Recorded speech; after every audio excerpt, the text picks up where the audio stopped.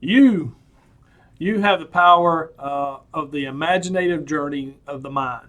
This is a God-given power that you have. So I'm going to share a little snippet from my book, and it's called I call it my pro tip acronym for the imaginative journey within the mind. KIDTA: know, imagine, thankful, assume.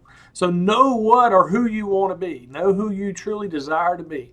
If you're not satisfied with who you are currently, you can change that, and but you must know exactly who you want to be or exactly what you desire to obtain.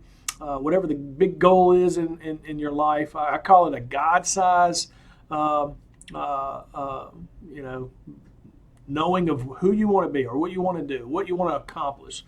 Um, so know that's the first step is really just know who you want to be, that can't be a changing thing. You got to know who exactly you want to be. Like me, I want to be a good husband, a good father, potentially a good writer. I want to be a good. I want to be good at life. I just want to. I want joy, love, peace, financial freedom. I want the good things in life. I just want a good life. I want to be known to be a good person who loved others and who loves God. And then imagine it. Imagine that it's yours. You got to imagine having it or living that good life, or you got to visualize scenes or a scenario of scenes of you enjoying and knowing that you are who you want to be. And let it take on all the vivid imaginative or vivid sensories, right? Your touch, taste, smell, and of course what you see, your sight. So imagine, use all your senses to imagine that you are who you want to be, and then be thankful. Then after that, let it go. Surrender that to the Lord, and just be thankful. Give thanks daily to the power of God that He's given you to bring forth what you truly desire, because now you're in alignment with Him. You're in alignment with His will, and just give just thankful assurance, right? That's just kind of being sure of what you hope for, right? That's the definition of faith. That's really thankful, being thankful in faith, which is the assurance of things hoped for, the evidence of things unseen. So have thankful assurance, and then of course assume is just assume that you are who you want to be. I have a great pastor who always talks about living your life from your funeral, right? Write your own eulogy, and assume that you are that person that you would want them to say you are at the end of your life. So, but you just walk in that assumption daily that you are who you want to be, that you've attained the goals and things in life that you want or desire, and then walk in that it's yours already. And it's going to be creative, because you're doing that now, whether you realize it or not.